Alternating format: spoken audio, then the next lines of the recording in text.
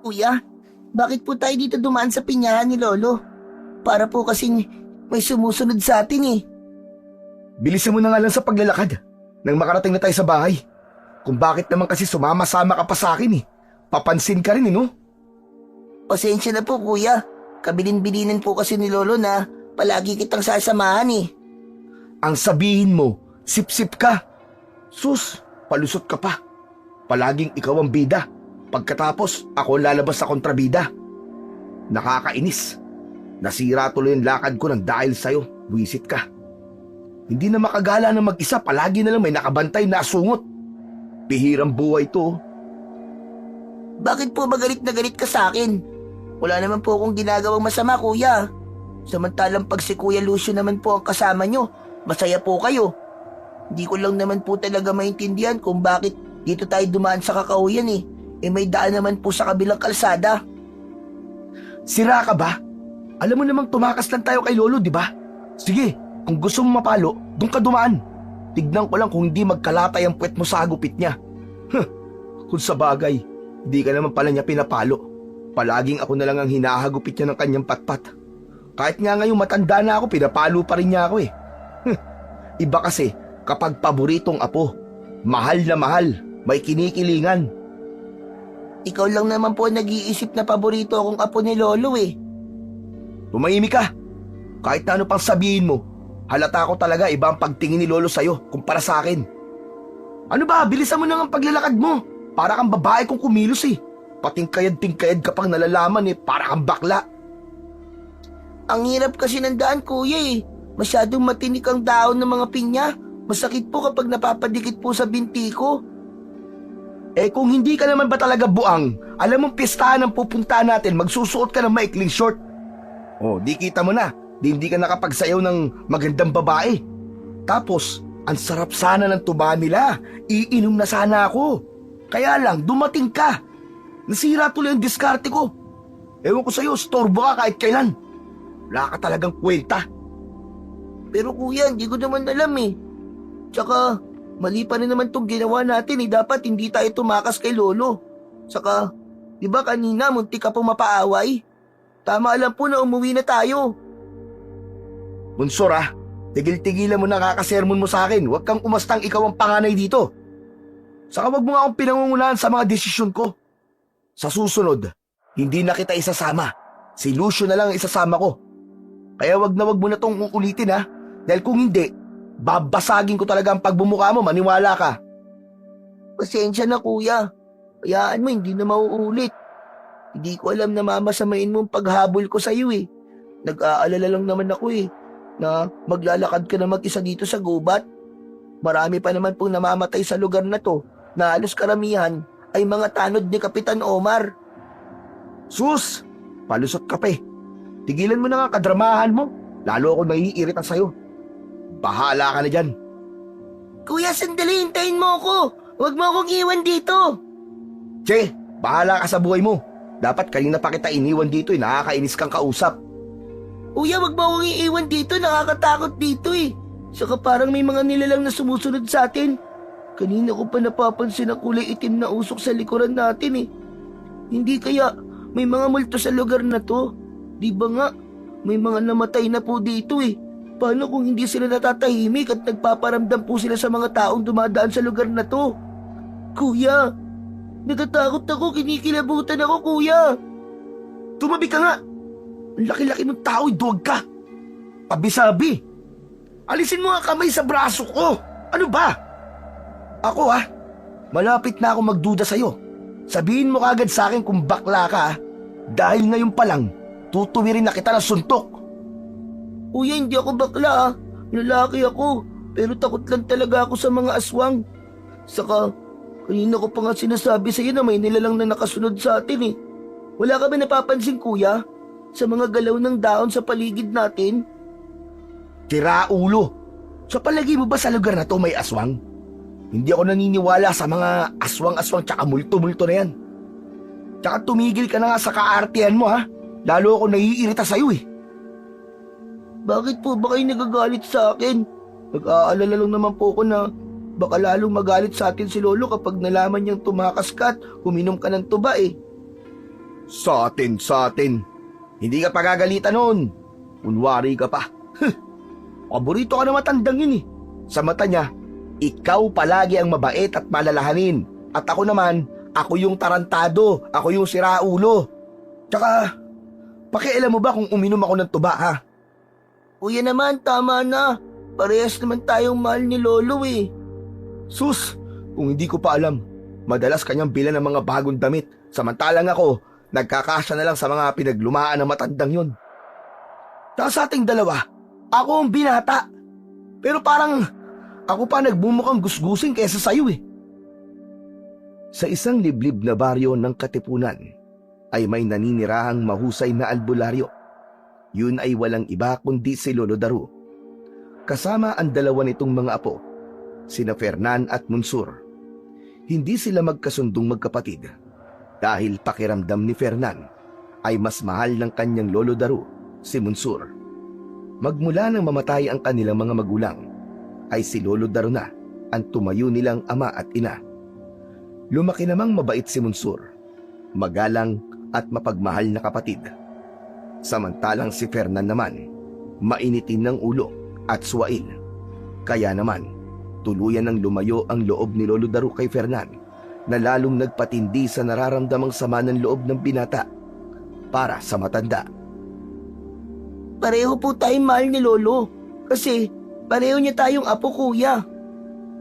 Kaya ba lagi ka nalang nagagalit sa akin, kuya? Dahil iniisip mong mas mahal ako ni Lolo kaysa sa'yo? Ganun ba? Mismo! Bakit hindi ba? Saka pwede ba? Bilisan mo na ang paglalakad, ang dami mo sinasabi. Malapit na ako mapikon sa'yo, kukunyata na talaga kita. Pero kuya, Wala nang pero-pero. Kaya lang naman kita sinama sa piyestahan eh. Dahil kahit sa mga kaibigan ko, ikaw ang gusto nilang makasama. Wisit, nakakainis. Lahat na lang na nagiging kaibigan ko, inaagaw mo. Diyan ka na nga! Umuwi ka mag-isa mo! Akma na sanang iiwan ni Fernan si Munsur sa gitna ng pinyahan nang mapansin niyang meron ngang kakaiba sa hangin. Bigla rin ang pagbundol ng kaba sa kanyang dibdib, pati na ang pananayo ng mga balahibo niya sa katawan. Idagdag pa ang nakakakilabot na itsura ng kulay itim na usok. Konti na lang ay halos sumayad na ito sa lupa. Nagpalinga-linga ang kanilang paningin sa paligid na parang may hinahanap. Kasunod ang mabahong amoy ng usok na hindi naman nanggagaling sa nasusunog na basura. Teka, kakaiba ang amoy ng usok na yun ah. Parang nanggagaling sa nabubulok na laman ng tao. kanina ko pa nga po yun sinasabi sa inyo, kuya eh. Pero hindi ka naman nakikinig sa akin. Pakiramdam ko po, hindi yun ordinaryong usok lang. Anak ng teteng, oo. Ito na nga ba ang sinasabi ko eh. Mukhang magkakatotoo na ang sinambit mo kanina tungkol sa mga aswang. Kuya, huwag ka na nagbibiro ng ganyan. Eh, mas lalo ako natatakot eh. Bakit mukha ba ako nagbibiro? Seryoso ako. Saka ano naman ang mapapala ko kung tatakutin kita? Talaga napapansin ko rin na parang may kakaiba sa pinyahan ni Lolo Daru. Tara na nga, umalis na tayo dito. Bilisan na natin. Magsasalita pa sana si Fernan nang sa paghawi ng itim na usok sa kanilang nilalakaran ay nakita nila ang isang nilalang na nakaupo sa damuhan. Nakatalikod itong abala sa pagmuya ng kung anong matigas na pagkain. Rinig na rinig nila ang pagkadurog ng mga buto sa loob ng bibig nito. Natigilan ang dalawa at hindi agad nakapagsalita habang nakatingin pa rin sa kulay ubing balat ng halimaw. Kuya, anong klaseng hayop yan? Huwag kang maingay, Munsur. Baka marinig niya tayo. Hindi ko rin alam kung anong klaseng nilalang yan. Pinagmasdang mabuti na magkapatid ang nilalang na abala pa rin sa ginagawa hanggang sa makita nila ang nakalitaw na dalawang paa ng isang hayop na nakapatong sa hita nito. Kasunod ang pagbato nito ng pugot na ulo ng isang unggoy na tumama naman sa paanan ni Munsur. Tangka na sanang sisigaw ang bata nang biglang iharang ni Fernan ang kanyang palad sa nakabukang bibig ng kapatid. Sabi na huwag kang maingay eh. Hindi ka pwedeng sumigaw. Kapag narinig niya tayo o naramdaman ng presensya natin, tayo ang lalapain ng halimaw na yan.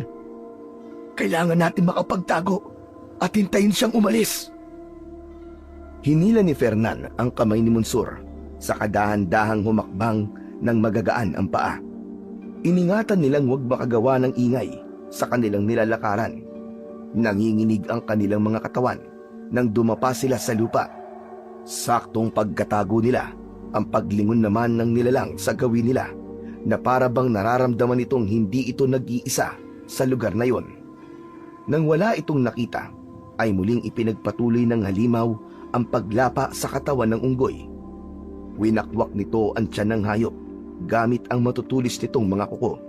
Saka dinukot ang lamang loob ng unggoy at dinala sa bibig ang mga bituka nito. Pati nga lang isinubo ng halimaw ang karne at umaangil pa habang ngumunguya. Inilabas pa nito ang malatubo nitong dila at ibinaon sa butas na dibdib ng hayop. Rinig na rinig nilang dalawa ni Monsur ang masarap na paghigop nito sa dugo ng biktima. Bago pinagpira-piraso ang katawan na isa-isang isinisilid sa malaki nitong bibig. Halos manlaki ang mga mata ni na Fernan at Monsur nang bigla itong naging usok na nagpagala-gala sa paligid. Sumasabay ang usok sa hangin at bawat segundo nakikita nila itong lumalapag sa lupa bilang isang halimaw na ni pangalan ay hindi nila masambit. Mas madalas na ang naging paglinga ng magkapatid sa bawat paligid ng kanilang kinadadapaan. Sa takot na baka nasa tabi na nila ang nilalang na yun, idagdag pa ang maalinsangang simoy ng hangin na parang hindi lang silang dalawa ni Monsur ang nasa lugar. Monsur, wala na siya. Tumayo na tayo, bilisan mo! Mabilis na tumayo ang dalawa at pinagpagan ng palad ang narumihan nilang damit mula sa pagkakadapa nila sa lupa at malalaki ang hakbang na tumakas papalayo. Kuya, ano yun? Bakit niya kinain ng unggoy? Diyos ko po, hindi kaya aswang siya, kuya? Ano ba? Mamaya na nga ang pagtatanong. Anak naman ng putya, oo. Kapag minamalas naman talaga. Parang gusto kong masuka sa nakakita ko. Bilisan mo na nga lang ang paglalakad, Monsur. Parang hindi talaga maganda ang pakiramdam ko sa lugar na to. Hindi ako nakakasigurado. Pero hindi siya hayop, kundi isang halimaw na siyang pumapatay sa mga nagroronda dito. Sa lawak po ng pataniman ng pinya ni Lolo Daru, malinaw naman po nating makikita kung may ibang tao sa lugar. Kaya siguro, nakaalis na po siya. Hindi na po siya babalik. Hanggat may usok sa paligid, hindi tayo nakakasiguradong wala na siya. Kaya bilisan mo na ang paglalakad. Mas lalo akong kinakabahan ngayong nakita na natin ang nilalang na yun. Nilampasan ng magkapatid ang bakas ng sariwang dugo sa lupa. Para silang nakikipagpatintero sa halimaw dahil sa paglipat-lipat nila sa nadadaanang puno para magtago. Hindi maipaliwanag ni Fernan ang nararamdamang takot kapag naaalala niya ang paglapa ng aswang sa katawan ng unggoy. Idagdag pa ang kilabot na hatid ng usok na biglang nagbago ng direksyon. Papalapit sa kanila na halos kasing bilis ng kanilang paglalakad. Kaya naman, takbo na ang ginawa ng magkapatid. Marating lang ang bahay ni Lolo Daru. Pero pagsapit nila sa kakahuyan, ay biglang naglaho ang usok. Kuya, sandali. Hindi ako makahinga, kuya. Magpahinga na muna tayo. Hindi ko na kaya. Tanga ka ba? Hindi tayo pwede magpahinga dito. Nasa paligid lang ang nilalang na nagiging usok. Kaya tara na, umalis na tayo rito. Nakita mo naman kanina, biglang nagpalit ng anyo ang halimaw. Alam mo ikaw, kung di lang kita kapatid, kanina pa kita iniwan dito. Hinayaan na lang sana kita mapahamak. Magsasalita pa sana si Fernan nang makita niya sa likuran ng kanyang kapatid ang usok na nakita nila sa gitna ng pinyahan. Halos manlaki ang kanyang mga mata nang mula sa pagiging usok ay bigla itong nagsahalimaw.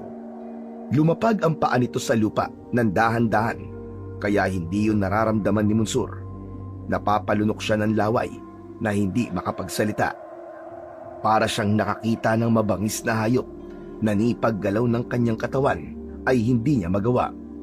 Bigla ang panginginig ng kanyang tuhod na tanging pagtaas lang ng kanyang hintuturong daliri ang nagsisilbing hudyat sa kapatid. Kuya, ano ba nangyayari sa'yo? Bakit namumutla ang labi mo? Saka nang lalaki rin ang mga mata mo. Ano ba kasing tinitignan mo sa likuran ko, kuya? Nang lumingon si Monsur para tignan ang bagay na kinatatakutan ng kanyang kuya Fernan, ay maging ito ay natulala sa itsura ng nilalang. Nakatayo pa rin ito sa likuran ni Monsur na ngayon ay nasa harapan na nila. Kitang-kita na nila sa malapitan ang anyo nito. May mapupulang mga mata na nakangising nakalabas ang malalagari nitong mga ngipin. Makinis ang kulay ubi nitong balat na kung ihahambing sa hayop ay kahawig ng katawan ng manala o octopus. Ang mga kamay ay may mahahabang kuko, idagdag pa ang malatubo nitong dila. Umalingaw-ngaw sa kagubatan ang malakas nitong paghuni na lalong nagpalitaw sa malaki nitong bibig na halos umabot sa batok nito. Nagkamali ako. Totoo pala talagang may aswang. Kuya, takbo na! Sa isip ng dalawa ay mabilis silang tumatakbo pero hindi sila nakakaalis sa lugar. Ayaw sumunod ng kanilang mga paa. Umakbang ng pasulong ang nilalang na nasa kanilang harapan. Dahan-dahan din ang kanilang pagakbang paatras na hindi inaalis ang paningin sa muka ng halimaw. Umatungal ito na parang baka, kaya ang mga natutulog na ibong panggabi ay nabulabog sa mga tirahan. Kanya-kanyang liparan sa impapawid na parang nararamdaman ang matinding panganib sa paligid. Hindi na nga nagdalawang isip si Fernan. Mabilis na siyang tumakbo at iniwan si Monsur. Iniligtas niya ang kanyang sarili habang ang kapatid ay umiiyak na tinatawag ang pangalan niya. Babalikan na sana ni Fernan si Monsur nang makita niyang bigla itong sinakmal ng kagat sa balikat. Kitang-kita niya ang pagbaon ng mga pangil ito sa laman ng kapatid. Kasunod ang pagbulwak ng dugo nito na mabilis kumalat sa kulay puti nitong damit. Halos magwala ang kanyang kapatid sa tindi ng nararamdaman nitong sakit, pero malakas ang halimaw kaya hindi makaalis si Monsur. Monsur! Dala ng takot at matinding pag-aalala ay sinugod ni Fernan ang kinatatayuan ni Monsur para iligtas ito. Pero naramdaman niya ang paninigas ng kanyang tuhod na hindi niya magawang maiakbang ang kanyang mga paa papunta sa kanyang kapatid. Nakatingin lang itong umiiyak na halatang nasasaktan sa kagat ng aswang.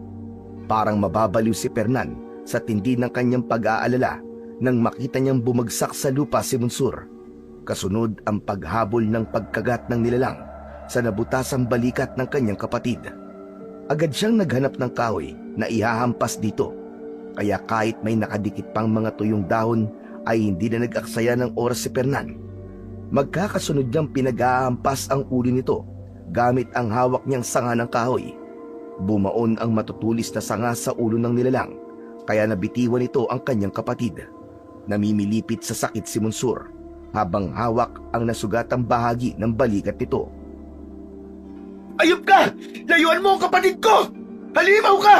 Umalis ka sa tabi niya! Kung hindi, wawasakin ko ang ulo mo gamit ang kahoy na to!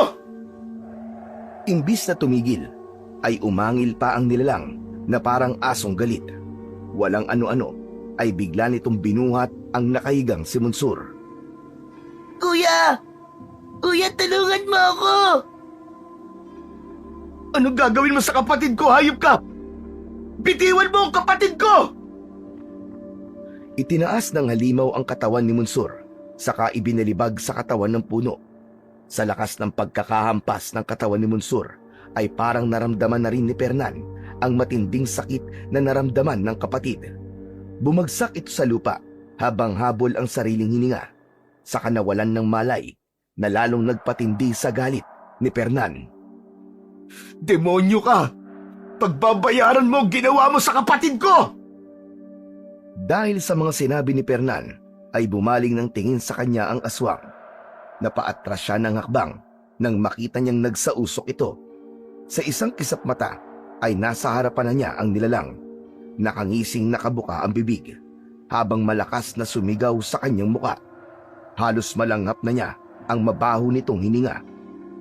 Dumikit pa sa kanyang katawan ang malapot nitong laway na may kasama pang dugo na nanggaling mismo sa kanyang kapatid.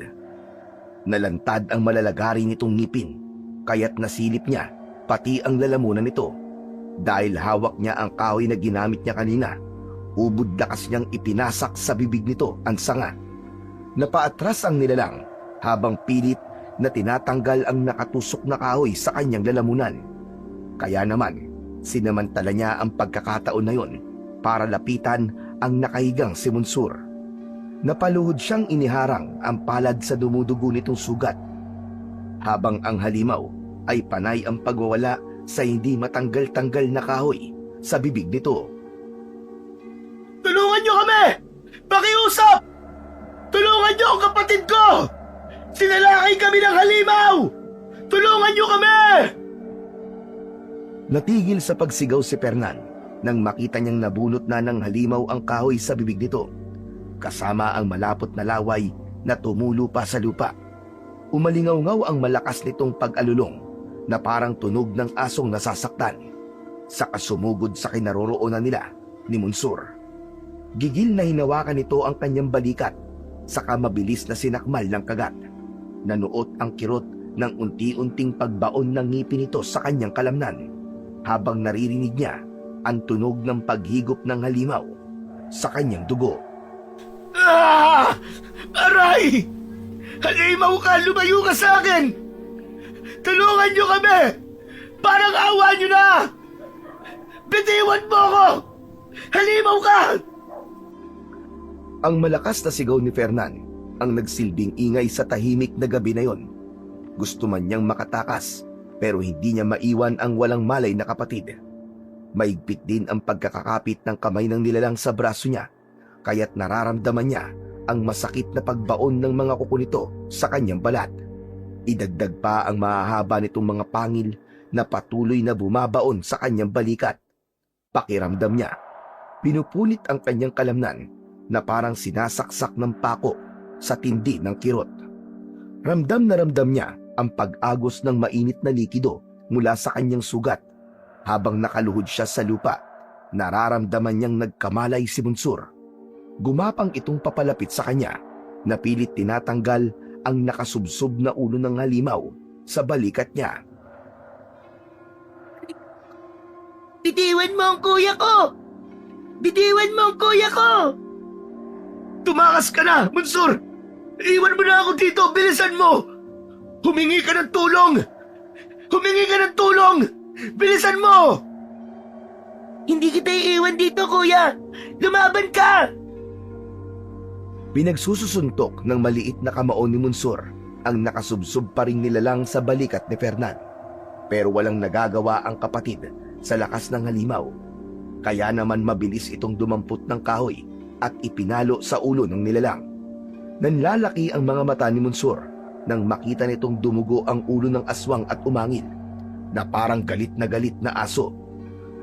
Akma na sanang tatayo ang halimaw para atakihin si Monsur nang bigla naman itong kinabid ni Fernan sa ulo, saka magkakasunod na pinagsususuntok niya ang mukha nito. Tumakas ka na, Monsur! Iligtas mo ang buhay mo! Kuya! Ano pang hinihintay mo? Umalis ka na! Kailangan mong makawala dito! Kahit kailan wala ka talagang kwenta! Humingi ka ng tulong! Baka sa mukha ng kapatid ang matinding pag-aalala para sa kanya. Kaya pagkatapos sigawan ni Fernan si Monsur, ay halos magkandara pa ito sa pagtakbo. Bagay na ipinagpasalamat ni Fernan na kahit hindi sila magkasundo, ay hindi rin naman niya hahangarin na masaktan ang kanyang kapatid. Tinanaw na muna niya ang kapatid, saka muling ibinaling ang paningin sa nagwawalang halimaw. Habang hawak niya ang sariling sugat, muling umatake sa kanya ang aswang na lumundag sa kanyang tiyan, dahilan para mabuwal siya sa kinatatayuan. Muling bumaon ang pangil nito sa kanyang hita. Ubod lakas niya tong sinipa sa muka, kaya't pati haya itong bumagsak sa damuhan. Sinamantala niya ang pagkakataon na yon para makatakas. Dahan-dahan siyang tumayo, kaya lang hindi niya inaasahan na may darating pang isang nilalang nakamuka ng nauna. Mabilis siyang tumakbo para magpahabol sa mga halimaw, ngunit mas mabilis ito sa inaasahan niya. Nakaharang na ang mga ito sa kanyang harapan. Tumabi kayo! Mga hayop kayo! Huwag kayong lalapit! Huwag kayong lalapit! Umalingaw-ngaw ang malakas na pag-alulong na parang asong nauulol. Maya-maya pa ay dumating na rin ang isa pang nilalang na nag-aagawan pang umatake sa kanya. Nakabaluktot ang mga ito habang tumutulo ang malalapot na laway mula sa bibig, habang ang dila ay panay ang labas na parang ang kilos ay sa ahas. Tangka na sanang aatake ito nang biglang lumiwanag ang paligid. Nakita niya mula sa kakawian ang mga ilaw na sulok. Nabuhayan siya ng loob. Sa wakas ay may tutulong na sa kanya. Sabay-sabay na lumingon ang tatlong nilalang sa mga nagkakagulong tanod. Dito! Dito po! May tao rito! Tulungan niyo ako! May aswang na umaatake sa akin! Bakas sa mga mukha ng nilalang ang pagkalito nang makita ang mga apoy mula sa papalapit na mga tanod. Magkasama sina Kapitan Omar at Monsur na umihingal sa pagtakbo papalapit sa kinaroroonan niya. Pero bigla ay naging kulay itim na usok ang mga nilalang na mabilis lumutang sa hangin, papasalubong sa mga tao. Napasigaw si Fernan nang makita niyang biglang inatake ng mga aswang ang nangungunang tanod. Hindi sila nakapagsalita nang winakwak nito ang tiyan ng biktima, nagkikikisay na nagpupumiglas sa pagkakasakmal ng aswang sa leeg ng tanod. Ramdam na ramdam ni Fernan ang sakit sa sigaw nito, pati na ang paggaralgal ng boses ng biktima habang hinuhugot ng aswang ang laman loob nito sa kanyang tiyan. Magsilayo kayo! Halimaw na sa harapan natin! Ang sibat! Patamaan niyo ang sibat sa katawan! Bilisan niyo kumilos! Mabilis na sumugod ang mga tanod para asintahin ng sibat ang umaataking aswang, pero mas maliksing kumilos ang mga halimaw. Bago pa man tumama ang sibat sa mga katawan nito, ay nakapagpalit na ito ng anyo bilang usok. Kaya naman, lumalampas lang ang kanilang sandata sa mga halimaw. Sa kabiglang susulpot sa harapan ng biktima para gumanti ng pag-atake, dinudukot ang puso at winawakwak ang mga tiyan gamit ang matutulis na kuko. Nagkagulo ang mga kasama ni Kapitan sa pagroronda nang makita kung paanong isubo sa bibig ng mga halimaw ang lamang loob ng mga tanod. Pasubsob na sinibasib ng nilalang ang dugo ng isa pang tanod na nagkikisay at nagpupumiglas sa paglapa na yon ng mga aswang, hanggang ang kulay berdeng mga damo sa lupa ay napalitan na ng kulay pula mula sa sariwang dugo ng mga biktima. Ano pang hinihintay nyo? Umalis na tayo sa lugar na ito! Mapanganib sila! Mauubos sila tayo! Masyado sila malakas at hindi tumatalab sa kanila mga sibat natin! Tara na, Fernan! Mansur! Tumakbo na tayo! Tangka na sana nilang ihahakbang ang kanilang mga paa para tumakas, nang mula sa kanilang harapan ay nagpakita ang iba pang mga nilalang na nagtatago sa mga puno. Masama ito! Parami sila ng parami! Nakapagtawag na sila ng mga kasama gamit ang kanilang huni na parang alulong ng aso. Ano pong gagawin natin ngayon, Kapitan? Marami na po sa mga tanod niyo ang pinatay. Mansur, huwag kang hihiwalay sa tabi ko. Kahit na anong mangyari, uuwi tayong magkasama at ligtas. Ikalat niyo sa buong baryo na may matindi tayong problema tungkol sa mga halimaw. Kailangan natin magkaisa para mas pagtipayin ang ating pagroronda. Diyos ko, sa dami ng mga halimaw na to, mapapahamak tayong lahat. Pagkatapos po ng mga nangyari ngayon, sa tingin ko po, ay marami nang matatakot na sumama sa inyo, Kapitan. Ngayon lang po ako nakakita ng ganyang klaseng mga nilalang na parang walang kabusugan sa paglapa ng karne ng tao. Hindi na sila nakapagsalita pa nang mula sa kanilang harapan ay sunod-sunod silang inatake ng mga bagong dating na aswang. Mabilis ang kanilang pagtakbo para makatakas papalayo sa mga halimaw. Halos magkanda-ekis-ekis sila sa daan kasama si Kapitan Omar. Ang ibang mga nakaligtas na tanod ay kanya-kanyang sigawan na panay ang pagbumura sa hindi nila inaasahang pagsalakay ng kakaibang mga nilalang. Nakahinga lang sila ng maluwag nang makita na nina Fernan ang kanilang bahay at wala na ang humahabol sa kanilang mga aswang. Tumigil sila sa tapat ng nakatayong matanda sa pintuan ng kanilang balkonahe, kaya nang makita silang duguan ay napatakbo ito sa kanilang kinaroroonan. Sko, mga bata kayo! Ano nangyari sa inyo? Ang dami niyo sugat sa katawan! Nakasalubong po namin ang apo niyong si Monsur. Humihingi po siya ng tulong kanina. Ang akala nga po namin ay nagluloko lang.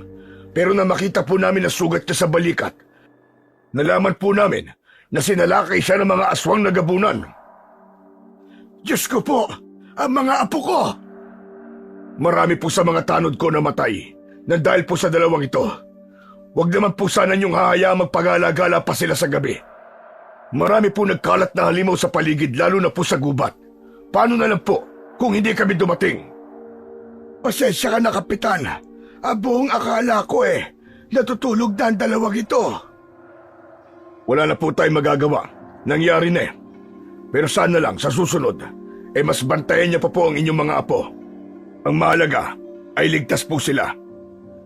Manong Daro, albularyo naman po kayo, kaya unahin niyo pong gamutin si Fernan. Marami siya sugat sa katawan.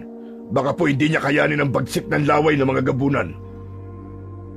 Lumingon si Lolo Daro sa gawi ng apo habang hawak ni Fernan ang kanyang balikat na may sugat. Nararamdaman pa rin niya ang walang tigil na pag-agos ng kanyang dugo. Pero sa halip na mag-alala sa kanya ang matanda, ay nagawa pa nitong pingutin ang kanyang tenga. Galit na hinila siya nito papasok sa loob ng kanilang bahay. Iiling-iling na lang na napatalikod si Kapitan Omar sa ginawa ng matanda kay Fernan. Napasunod pa si Monsur na pilit inaawat ang matanda sa ginawa nitong pananakit sa kanyang kuya. Lintik ka talagang lalaki ka! Nandamay ka pa sa katangahan mo! Muntik mo pang ipahamak ang kapatid mo! Aray, Lo, tama na po! Masakit na nga po ang sugat ko, tama na po! Patawarin niyo na po ako, hindi na po ako uulit, Lo! Talagang masasaktan ka sa akin. Punong-puno na ako sa'yo. Kahit kailan talaga, wala ka kwentang tao. Hindi ko akalain nagpalaki ako ng tarantado. Malimit kang tumakas. Tignan mo na nangyari sa kapatid mo at sa mga tanod ni Kapitan. Maibabalik mo pa ba ang buhay nilang nawala? May sugat din naman ako, Lo. Hindi ko naman alam na gano'n na mangyayari sa amin. Naatakihin kami ng aswang. Kaya nga po nakikiusap ako sa inyo, huwag niyo na po akong saktan. Huwag niyo na pong hintayin lumaban pa ako sa inyo. Abatang walang yang ito. Talagang wala kang utang na loob. Pati ako lalabanan mo na. Wala ka na talagang respeto. Hindi man lang kayo nag-aalala sa mga dugong umaagos sa sugat ko. Inaalala niyo pa rin ang ibang tao kaysa sa akin. Lo, tama na po. Huwag niyo na pong saktan si Kuya. Masyado na po maraming dugo na wala sa kanya. Baka hindi na po niya kayanin. Ay nako, wala akong pakialam sa kanya. Mabuti nga sa kanya na magtanda ang kuya mo. Hindi ko gagamutin ang sugat mo, Fernan, tandaan mo yan. Bahala ka sa buhay mo. Palagi mo na lang akong binibigyan ng sakit ng ulo. Hindi ka na talaga magtitino. Kahit kailan talaga, ay wala ka ng ginawang tama. Pinagsisisiyan kong inalagaan pa kita. Sana, kasama ka na lang namatay ng iyong mga magulang. Pagod na ako sa kakaintindi sa katigasan ng ulo mo. Sana nga po, namatay na lang ako kaysa maramdaman araw-araw ang inyong panunumbat sa akin. Oo, pinalaki niyo ako. Pero wala kayong karapatan na saktan ako tuwing makakagawa ko ng pagkakamali. Lolo ko lang kayo. Wala kayong karapatang saktan ako. Kuya, tama na, sumusobra ka na. Masyado nang masakit ang mga salita lumalabas sa bibig mo. Tumigil ka! Isa ka pa! May sasakit pa ba sa ginagawa ng matandang to sa akin? Tignan mo nga ang sitwasyon ko. Mauubusan na lang ako ng dugo. Pero sinasaktan niya pa rin ako. Kuya, nag-aalala lang sa'yo si Lolo. Isa ka pa! Kunwari ka pa nag-aalala sa akin. Ang totoo, ikaw ang nagsumbong sa matandang ito. Kaya nalaman niyang umalis tayo. Traidor ka! Hindi, Kuya. Hindi kita sinumbong. Kuya, magkasama tayo. Wala po akong sinasabi kay Lolo at hindi po ako traidor. Tumahimik ka sa kalokohan mo, Fernan. Tuturuan mo pa itong kapatid mo na maging kagaya mo. Walang hiya ka. Kapag may nangyaring masama sa sugat ng kapatid mo, hindi ko alam kung ano pa magagawa ko sa'yo. Palalayasin kita sa pamamahay ko. Wala akong panahong mag-alaga ng pasaway na taong katulad mo. Saka lang umalis si Lolo Daro sa harapan ni Fernan. Ramdam na ramdam niya ang magkakasabay na pananakit ng kanyang tenga at mga sugat niya sa katawan. Sobrang nagngingit-ngit ang kalooban niya sa galit matapos marinig ang masasakit na salitang binitiwan ni Lolo Daro. Dahil doon, mas lalong lumaki ang galit niya sa kanyang kapatid. Sa isip niya ay lantaran ng ipinapakita ng matanda ang higit na pagmamahal nito kay Munsur bilang apo, kaysa sa kanya na palaging walang ginagawang tama, kundi lahat na lang ay mali sa paningin ng matanda. Kahit araw-araw niyang pinapatunayan na mabuti rin siyang tao, kaya hindi niya matanggap na sa kabila ng kanyang paghihirap ay baliwala pa rin siya kay Lolo Daro. Sige lang, iparamdam niyo sa akin na wala akong kwenta. Dahil baka gawin ko na kung paano maging masama. Pakiramdam ko, hindi niyo ako totoong apo eh. Si Bunsor lang ang mahalaga sa inyo. Huwag po kayo mag-alala, Lolo Daro. Dahil simula sa araw na to, hindi po ako hihingi ng tulong sa inyo para magpagamot. Magsama kayo ng pinakamamahal niyong apo. Abat lintik na ito ah. Nawawalan ka na yata talaga ng galang. Sumusobra ka na. Kung hindi apo ang turing niyo sa akin, wala rin pong dahilan para irespeto kayo bilang lolo.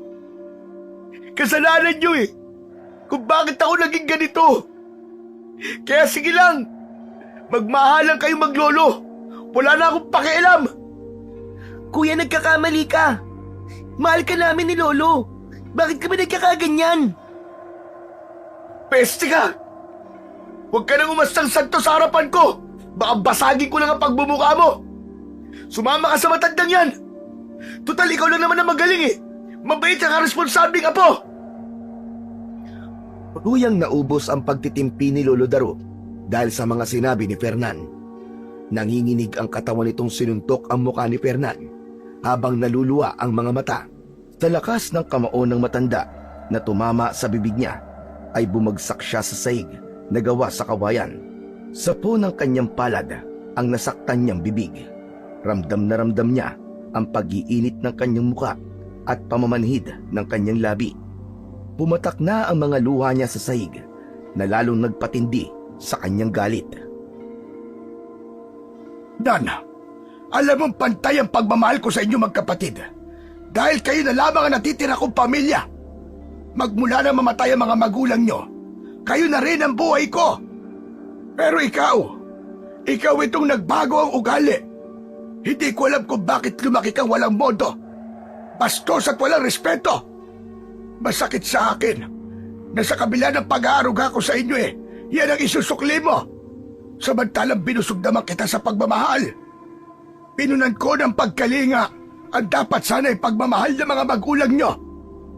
Kaya hindi ko matanggap na lumaki kang ganyan. May pagsuntok pa sa dingding na napatayo si Fernan dahil sa galit para sa matanda. Akma na sana niyang susuntukin ang matanda nang malakas na nagsalita si Lolo Daro. Sige, suntukin mo ako. Kung yan ang magpapasaya sa'yo. Hindi ko akalaing nagpalaki ako ng isang ahas. Tama na po, Lolo. Tama na po, Kuya. Huwag na po kayo magtalo, nakikiusap po ako. Tama na po.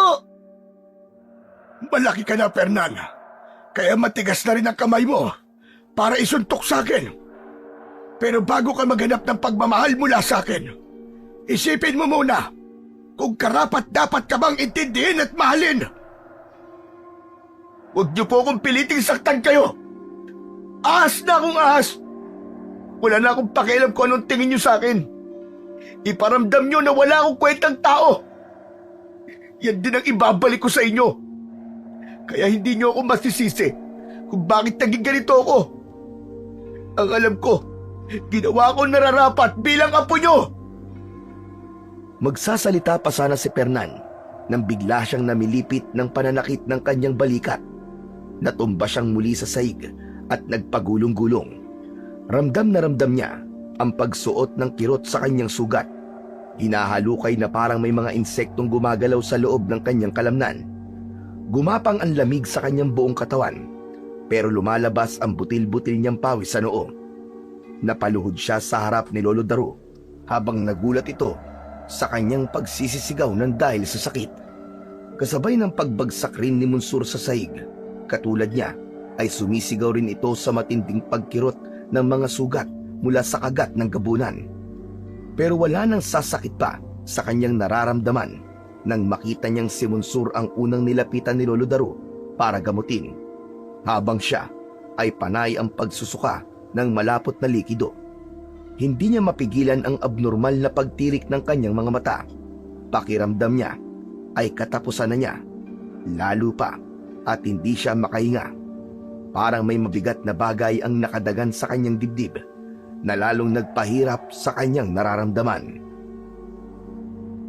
Lupo, kumakalat na sa katawan niyo ang lason ng kamandag ng gabunang usok. Kuntintiis lang, Monsur, at ikukuha mo na kita ng gamot. Nakikiusap ako sa iyo, Apo. Lakasan mo pa ang loob mo. Lolo, si Kuya po. Siya po ang unahin niyong gamutin. Mas malala po ang kalagayan niya, pati po ang mga sugat niya. Bahala siya sa buhay niya. Ikaw ang inaalala ko, Apo. Hindi ko alam kung paano kita maililigtas sa laso ng gabunan. Sandali, at ikukuha lang kita na maiinom na gamot. Nang umalis na sa kanilang harapan si Lolo Daro, ay hindi maipaliwanag ni Fernan ang galit at sama ng loob niya para sa matanda. Parang paulit-ulit niyang naririnig ang mga sinasabi nito. Mas masakit sa tama ng kagat sa kanyang balikat, habang patuloy niyang nararamdaman ang paghibot-hibot ng kanyang kalamnan. Lahat ay hindi niya makontrol, pati na ang pagtulo ng kanyang laway, maging ang walang tigil na pagkiskisan ng kanyang mga ngipin. Wala ring lumalabas na boses sa kanyang bibig, kaya alam niyang mas malala ang lagay niya kaysa kay Monsur. Pagbalik ng matanda, ay agad nitong ginamot ang sugat ni Monsur sa kanyang harapan. Kahit pa tinatanggihan ng kapatid ang panggagamot ng matanda, ay itinuloy pa rin ni Lolo Daro ang pagpapakita sa kanya ng pagmamalasakit sa kapatid.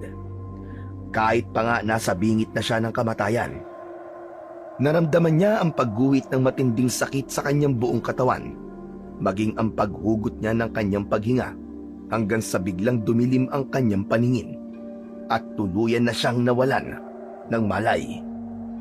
Nagising si Fernan sa maligamgam na tubig na dumadampi sa kanyang balat. Maginhawa yon na parang haplos ng kanyang ina. Matagal niyang pinakiramdaman ang bawat hagod ng tela, na siyang nagpabalikwas ng bangon at mahigpit na hinawakan ang braso ng nagpupunas sa kanyang katawan. Nakita niya ang gulat sa mga mata ni Monsur. Iwan mo ako. Wala kang karapatang punasan ng tela ang katawan ko. Umalis ka nga sa harapan ko. Mabuti naman po, Kuya, at gising ka na. Nag-aalala po kami ni Lolo nang mawalan ka po ng malay. Ulitin mo ang mga sinabi mo. Parang gusto kong kilabutan ha. Huwag na huwag ka magsasalita ng tungkol sa pag-aalala, lintik ka. Baka mabasag ko lang ang pagbumuka mo. Saka ano itong mga nakadikit na tela sa sugat ko? Alisin mo nga to. Hindi ko to kailangan. Aray, Kuya! Nasasaktan po ako! Bitiwan niyo po ang braso ko! Sagutin mo ang tanong ko. Sino ang pesteng gumamot sa akin? Ako! Ako ang gumamot sa'yo. Kaya bitiwan mo ang braso ng kapatid mo. Sagot ni Lolo Daro sa tanong ni Fernan. Kapapasok lang nito sa pintuan ng kanyang kwarto. May dala itong isang mangkok na may lamang katas ng dinikdik na kulay pulang luya. Madalas yun ipainom sa kanila ng matanda kapag may sakit sila. Bakit niyo pa ako ginamot? Pabayaan niyo na lang sana ako mamatay. Idadagdag niyo pa yan sa utang na loob ko sa inyo. Sana nga tiniis na lang kita habang nagkikikisay ka sa harapan ko at unti-unti ka nalalason sa laway ng aswang. Kaya lang, hindi mo ako katulad na matigas ang loob. Kaya't inumin mo itong gamot ng kahit papano bumalik ang lakas mo. Alisin niyo ang gamot na yan sa harapan ko. Di ko yan iinumin. Di ko kailangan ng tulong niyo. Kaya pwede ba umalis na kayo? Tinabig ni Fernan ang gamot sa kamay ng matanda, kaya't nahulog ito sa saig. Kumalat ang katas ng luya hanggang sa silong. Napatayo ng tuwid si Lolo Daro habang garalgal ang boses na nagsasalita. Hindi ko na alam kung anong gagawin sa'yo. Talagang likas na sa'yo ang pagiging masama. Paano pa ba kita mababago? Bakit ba umabot sa ganito ang ugali mo, Fernan? Hindi na ikaw ang batang inalagaan ko. Ibang-iba ka na! Lo, tama na po. Umalis na lang po tayo sa kwarto ni Kuya. Baka masakit lang po ang kanyang sugat. Kaya siya nagagalit. Huwag niyo na po siyang patulan, Lolo. Hindi ko maiwasan ng hindi malungkot. Dahil sa inaasal ng kuya mo ngayon. Sana lang ay alam niya kung ano kaya kong isakripisyo para sa kanya. Tigilan niyo na ang pagpapanggap na mahal niyo ako. Matagal ko nang alam na hindi ako mahalaga sa inyo. Kaya wag na kayong magdrama. Wala nang epekto yan sa akin. Dahil hindi na ako maniniwala sa kabaitang pinapakita nyo. Umalis na kayo. Hindi ko kayo kailangan. Malungkot na lumabas ng kwarto si Lolo Daro. Bagsak ang balikat na isinara ng dahan-dahan ang pintuan. Bigla siyang nakaramdam ng awa para sa matanda at pagsisisi. Dahil sa mga nasabi niya. Kitang-kita niya sa mga mata ni Lolo Daro kung paano itong nasaktan sa mga sinabi niya. Kahit anong gawing paliwanag niya sa kanyang sarili, ay hindi talaga niya kayang tanggapin ang pagtrato nito sa kanya kumpara sa kapatid niyang si Monsur. Bagay na palaging sumasaksak sa isip niya na baka hindi siya nito totoong apo. Pagkalipas lang ng ilang saglit, bigla siyang nakarinig ng malalakas na kalabog sa labas ng kanyang kwarto. Kasunod, ang malakas na pagsigaw ng umiiyak na si Monsur. Kahit masakit ang kanyang katawan, ay mabilis siyang napatakbo sa kinaroroonan ng kapatid. Paglabas niya ng kanyang pintuan, ay nakita niyang nakahandusay sa sahig si Lolo Daro. Namumutla ang labi habang dakot ang sariling dibdib. Nakatirik ang mga mata na parang hinahabol ang sariling hininga. Sa tabi nito ay ang takot na si Monsur. Ano nangyayari? Bakit nagkaganyan si Lolo? Tinatanong mo ba, Kuya? Kayong dalawa lang naman na nag-usap kanina. Pagkalabas niya sa kwarto mo, hawak na niya ang dibdib niya. Hindi ko alam kung ano ang mga sinabi mo. Pero sumusobra ka na, Kuya. Masyado ka na masakit pagsalita para kay Lolo. Napaluhod si Fernan sa tabi ni Lolo Daro habang hawak niya ang dibdib nito na pilit inaalog para magising ang matanda. Lolo! Lolo! Lolo, bumangon ka. Nakikiusap ako, Lolo. Bumangon ka. Magkakasunod na paglunok ng laway ang nagawa ni Fernan habang nanlalaki ang mga matang nakatingin sa nakahigang si Lolo Daro. Nakabuka ang bibig nito na halatang kinakapos pa rin sa paghinga. Hinilot niya ang braso ng matanda sa kaminasahe pero walang nagbabago sa itsura ni Lolo Daro kaya't bumundol ang takot sa kanyang dibdib. Abot langit ang kanyang pagsisisi sa mga nagawa. Gusto niyang ibalik ang mga oras para mabawi ang mga sinabi. Hindi niya pala kayang mawala ang kanyang Lolo Daro. Lo! Gumising ka na, nakikiusap po ako! Lo, patawarin niyo po mga nasabi ko sa inyo, Lo! Masama lang po talaga ang loob ko! Sige na po, Lo, bumangon na po kayo pakiusap! Huwag niyo po kaming iiwan, Lo! Umagos ang masaganang luha sa mga mata ni Fernan habang panay ang pagsisisi sa mga nagawang kasalanan. Hindi niya matanggap na ang simpleng salitang nasabi sa matanda ay magdadala rito ng kapahamakan. Tuluyan nang nawalan ng malay si Lolo Daro at natanggal ang kamay nito sa pagkakahawak sa dibdib. Kaya naman, hindi niya malaman ang gagawin kung paano niya gagamutin ang matanda. Nanginginig ang mga kamay na panay ang kalug niya sa katawan ni Lolo Daro. Kasalanan mo ito, Kuya. Kasalanan mo to. Kapag may nangyaring masama kay Lolo, ikaw ang mananagot. Ikaw ang sisisihin ko. Oo na! Oo na, kasalanan ko! Kasalanan ko na. Hindi mo na kailangan ulit-ulitin. Tanggap ko na. Ako na ang masamang apo. Ikaw na ang mabait. Ano, masaya ka na ba? Hindi ko sinasadya na masaktan si Lolo. Kaya wag mong ipamukha sa akin. Nakasalanan ko ang mga nangyari. Sa kalagitnaan ng kanilang pagtatalo, ay bigla silang nakarinig ng malalakas na kaluskos mula sa kanilang dingding sa likod ng kanilang bahay. Parang nagkikiskis ang papel na unti-unting bumubutas sa kawayang gawa sa sawali. Nagkatinginan sina Fernan at Munsur nang bigla silang napatigil sa pag-iyak. Muling naulit ang ingay sa likod ng kanilang bahay hanggang sa kusina. Ilang sandali pa ay may pumasok na itim na usok, pati na ang pag-alingasaw ng mabahong amoy ng nabubulok na laman ng tao. Saktong pagkatayo ng magkapatid ay siya ring paglitaw ng nakangising nilalang sa kanilang harapan. Naglalaway itong nakatingin sa kanila habang mapupula ang mga mata. Kuya! Gabunan! May gabunan sa loob ng bahay natin! Diyos ko! Ngayon pa sila atake kung kailan may problema tayo kay Lolo! Hindi na nga natapos pa ni Fernan ang kanyang sasabihin nang bigla sila nitong sinunggaban. Pero saktong paglundag dito ay ang mabilis namang pagtayo ni Lolo Daro. Nilapitan nito ang palakol na pansibak ng kahoy. Parang walang nangyari na nagawa nitong paluin ang likod ng gabunan gamit ang palakol. Halatang nagdrama lang ang matanda para makuha ang atensyon ni Fernan. Nanlalaki ang mga mata ni Fernan nang makita kung paanong nakipaglaban si Lolo Daro sa gabunang nakapasok sa kanilang bahay. Anak ng putya! Arte ng palang lahat! At talaga nagsabuatan pa kayo, Munsur! Hindi na hinintay pa ni Fernan na sumagot ang matanda at kapatid niya. Sa halip, inagaw na niya ang palakol sa kamay ni Lolo Daro. Pinalo niya ang gabunan sa ulo, kaya napasubsob ito sa sahig.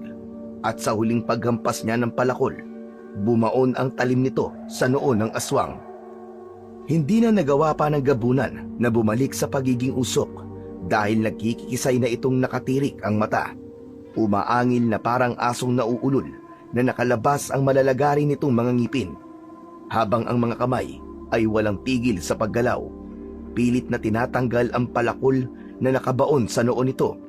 Pero sa tuwing nahahawakan ng halimaw ang puluhan, ay nababawi rin ito ang mga kamay na parabang napapasok sa hawakan ng sandata. Magaling ang ginawa mo, Fernan! Nakaganti ka rin sa mga aswang na kumagat sa'yo! At magaling din po ang ginawa niyong dalawa ni Munsur na pag-arte sa harapan ko. Akala ko talaga mamamatay na kayo dahil sa mga nasabi ko. May patirik-tirik pa kayo ng mga mata. Yung pala hindi naman totoo. Ang mahalaga, nalaman kong hindi mo rin pala ako matitiis kapag bigla ko nalagay sa panganib. Nakukuha niyo pag tumawa. Kanina lang muntik pa akong atakihin sa puso dahil sa takot. Huwag niyo na pong uulitin yun, ha? Hindi talaga magandang biro yun, Lolo. Wala na siguro maisip na ibang paraan si Lolo, Kuya. Para na magkasundo kayo. Sana po talaga nagkaayos na kayo. Isa ka pa, Munsur. Nadala ako sa mga pag-iyak-iyak mo. Para talaga kayong mga sira. Pasensya ka na at patawarin mo na kung mas matimbang ang pagtingin ko sa kapatid mo. Ganyan na ganyan rin ang nararamdaman kong takot nang makita kitang nawalan ng malay kanina. Saka ko lang naisip na sumobra din ako sa pagtrato sa iyo ng masama. Kuya, mahal ka namin ni Lolo. Ikaw lang naman po talaga masyadong madamdamin. Mga sira kayo. Naisahan niyo ako dun, ha? Sus, tatawa na yan. O tama na yan. Ang mahalaga ay nakapatay tayo ng isang gabunan. Simula pa lang ito ng kanilang panggugulo sa inyo. Hindi nila kayo titigilan hanggat hindi nila kayo napapatay. Lalo pat natikman na nila ang lasa ng inyong dugo. Lolo, ano po bang klase ng gabunan ang umatake sa atin? Ang gabunang usok ay isang nilalang na walang kinatatakutan dahil higit na mas malakas sila sa ibang mga kauri nila. Hindi mo basta-basta mararamdaman ang kanilang presensya dahil yun talaga ang kanilang kakayahan. Mapapatay mo lang sila kung palakol ang gagamitin mo sandata laban sa kanila at nagtataglay ka ng mutya ng pinya. Ang kadalasang kinakain ng mga gabunan ay ang mga buntis o di kaya mga batang malapit ng mamatay dahil sa marubang karamdaman. Nakakakilabot na mga nilalang pala mga gabunan. May sakit na nga. Talagang tutuluyan pa nilang patayin. Hindi ba at karamihan sa mga may sakit ay hinahangad nilang mamatay na? Kaya naman, mabilis nilang nalalapitan ng mga ganong uri ng tao. Ang mga taong naghahangad ng kamatayan ang siyang palaging nilalapitan ng mga gabunan. Katulad ng mga sinabi mo kanina, kaya tayo inatake ng aswang. Saka ang iba pang kakayahan nito ay ang pagpapalit ng anyo bilang isang mabangis na aso para naman makapambiktima ng mga lalaking walang asawa. Lolo naman Halata naman pinaglololoko niyo na naman ako Totoo mga sinasabi ko, Fernan. Hindi talaga sila kumakain ng mga babaeng birhen. Ang gusto nila ay yung may anak sa sinapupunan, pati na mga binata na nalawayan na nila.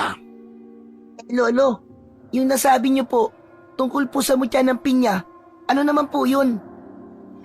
Ang mutya ng pinya ay may kakayahang makita ang hindi nakikita ng mga ordinaryong tao. Sa sandaling maitali mo ito sa iyong noo, ay makikita mo ang mga gabunan ng walang kahirap-hirap. Kahit nasaan yung aso pa sila, o di kaya naman ay isang usok, nagliliwanag ng kulay dilaw ang mutya ng pinya na masakit naman sa mata at katawan ng mga gabunan. Wala po kami mutya kanina, Lolo, pero nakikita namin ang usok. Dahil sadya silang nagpapakita sa biktima. Pero kapag naglaho sila o kahit saan magpunta, madali silang nahahanap ng may suot ng mutya. Kaya nga ang pinya, sinasabing maraming mata, yun din ang epekto ng mutya. Pati po ba itong palakol na ginamit ko sa gabunan ay may matinding epekto rin po sa mga aswang? Tama ka, Fernan. Nawawala ang kakayahan nilang magpalit ng anyo o di kaya'y maging usok kapag nasugatan sila ng talim ng palakol. Pero kung masasaktan mo sila sa anyong aso, hindi naman sila makakabalik sa totoo nilang anyo. At ang mas nakakapangamba pa sa mga nilalang na ito, kaya na nilang mag-anyong tao sa araw at sa gabi lang nila hindi napipigilan ang pagiging gabunan. Maliban kung ikaw ay isang anak o pinuno ng aswang. Pinagmasdang mabuti ni Fernan ang itsura ng nakadilat na gabunan. Sa kanya hinawakan ang palakol na nakatarak pa rin sa noo nito. Inalog-alog niya na para matanggal niya sa pagkakabaon. Maya-maya pa ay muling nagsalita si Lolo Daru. May ipinakita itong isang uri ng bato na may taling kulay itim saka inabot sa kanya. Kunin mo, Fernan. Matagal ko nang dapat na ibigay sa ito. Kaya lang, palagi ako nawawalan ng pagkakataon dahil palaging nauuwi sa ating pag-aaway ang ating pagkikita. Bago namatay ang iyong ama, ay ibinigay niya yan sa akin. Ang bilin niya, ikaw raw ang dapat na mga laga ng kanyang mutya na dati ko nang ipinamana sa kanya. Ano po ang bagay na to, Lolo? Yan ang mutya ng pinya na sinasabi ko. Sige na po, subukan mong isuot sa ulo mo nang malaman mo kung ano kapangyarihang taglay ng mutya na yan. Teka, bakit ko naman po isusuot ang kwintas na to? Wala po akong balak, Lolo, na tumanggap nito. Natatakot po ako. Si Monsur na lang po ang gumamit nito. Hindi maaari. Tanging ang panganay lang na anak na lalaki ang kailangan magmana ng aking mutya. Saka hindi yung kwintas, kundi isang pantali sa ulo bilang pangatlo mong mata. Kapag suot mo yan, wala nang ligtas sa'yo ang mga gabunan. Pasensya na po, Lolo. Pero hindi ko talaga yan matatanggap. Wala pong dahilan para magpakabayani ako sa baryong to. Ang gusto ko po ay katahimikan ng buhay ko. Kung hindi mo to tatanggapin, wala akong magagawa. Kaya lang, papatayin ka pa rin nila dahil nalasahan nila ang dugo mo. Palagi ka nilang pupuntirihin, pero wala akong balak na ipagpilitan sa iyong mutya. Dahil wala rin naman itong bisa kapag hindi bukal sa loob ng tagapagmana ang pagtanggap. Ang bihira naman, paano ba to? Hindi. Pasensya na po talaga, Lolo.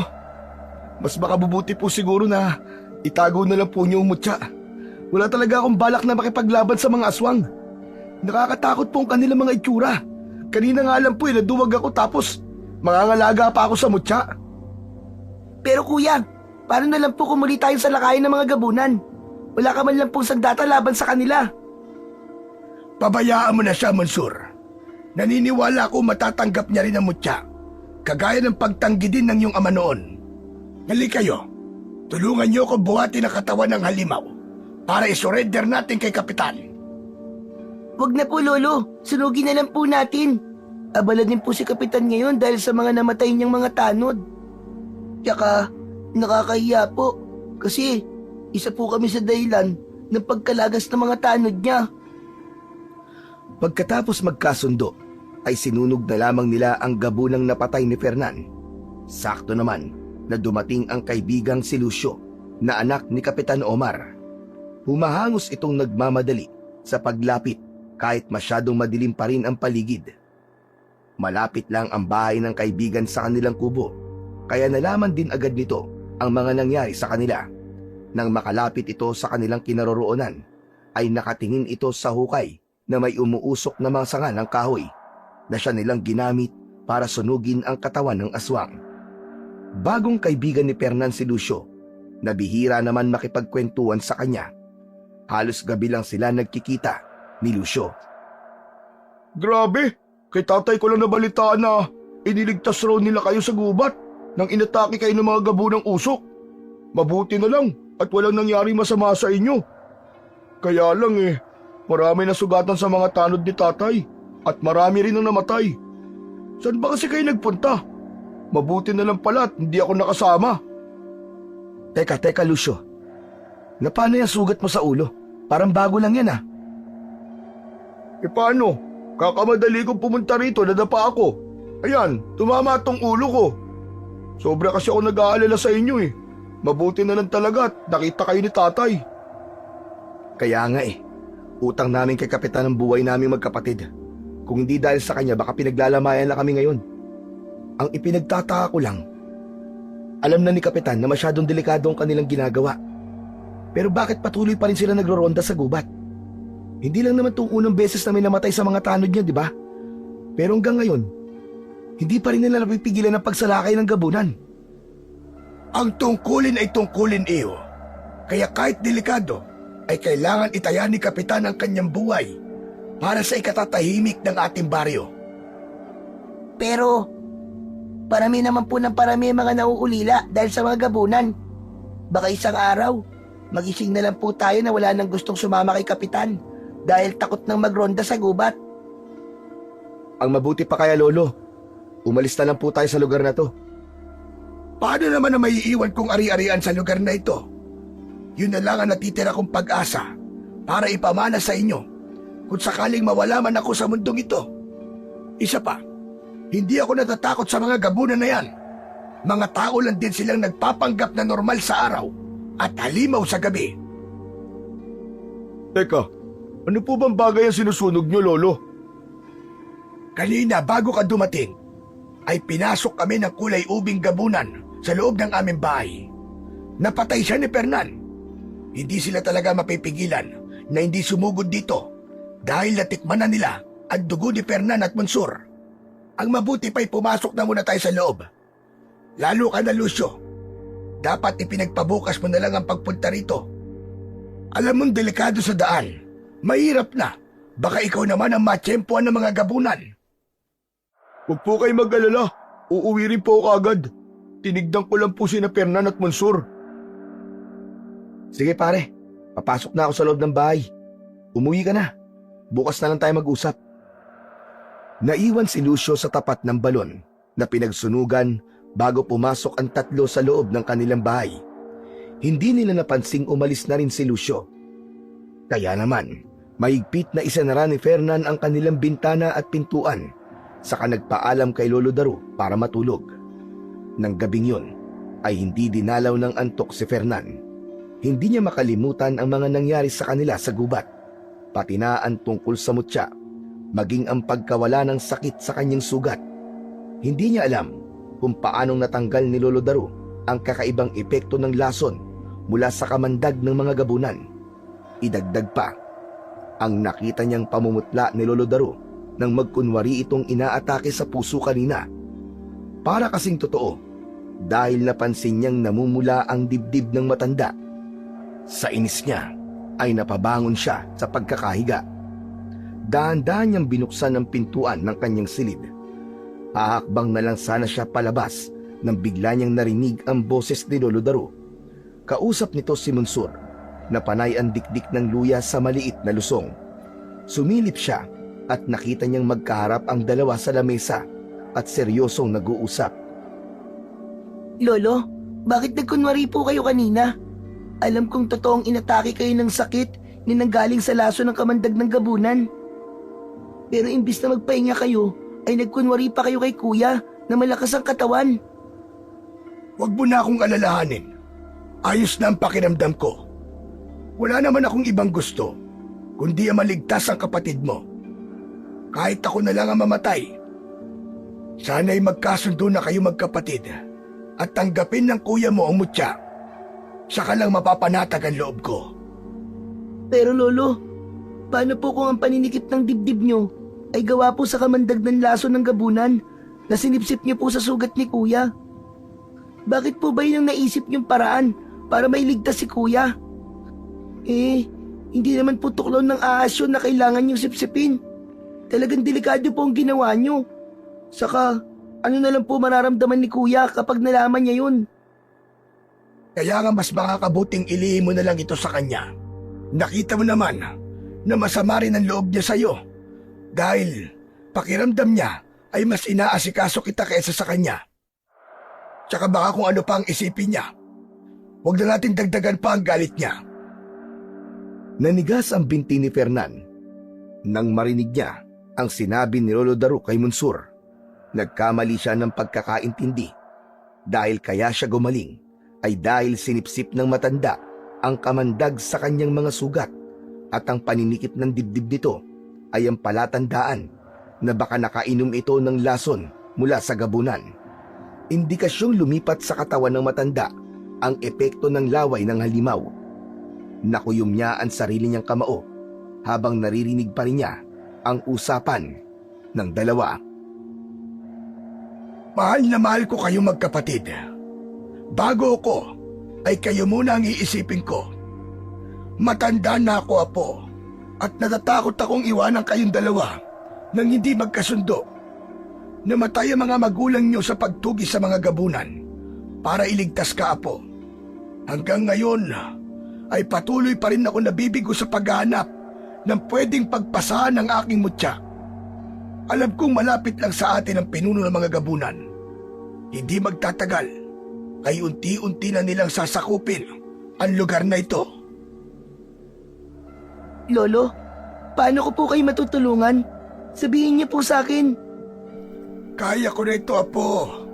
Maraming salamat sa pag-aalala mo. Tignan niyo na po. Kayo na po nalalagay sa alanganin, Lolo. Nakikiusap po ko. Ituro niyo po sa akin kung paano ko kayo gagamutin. Malalagot po ako kay kuya kapag hindi ko sa kanya sinabi ang buong katotohanan. May karapatan din po siyang malaman ang ginawa niyo para sa kanya. Na totoong may sakit po kayo, Lolo. Huwag. Ayoko nang bumalik sa dating ugali ang kuya mo. Alam mo naman kung bakit tumantong tayo sa ganito.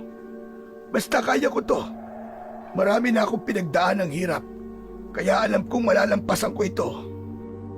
Mula sa pinagtataguan, ay nagawa ni Fernan na sumandal sa dingding ng kanyang pinto habang umaagos ang masaganang luha sa kanyang mga mata. Punong-puno ng pagsisisi dahil sa mali niyang panghuhusga sa pagmamahal ng lolo niya para sa kanya. Hindi niya nakita ang sakripisyong yon ni Lolo Daru na kahit ang sarili nitong buhay ay magagawang ipalit para lang sa kaligtasan niya. Pero anong ginawa niya? Ang isinukli niya ay puro sama ng loob. Napilitang bumalik sa higaan si Fernan. Hindi niya kayang harapin si Lolo Daru. Sa kabila ng kanyang mga narinig, bigla siyang nakaramdam ng pagkapahiya sa kanyang sarili. Kinabukasan Pagkagising ni Fernan ay wala na si Lolo Daru sa silid nito. Maging si Monsur ay wala na rin sa tabi niya. Nagising siyang nag-iisa na may nakahaing pagkain sa lamesa.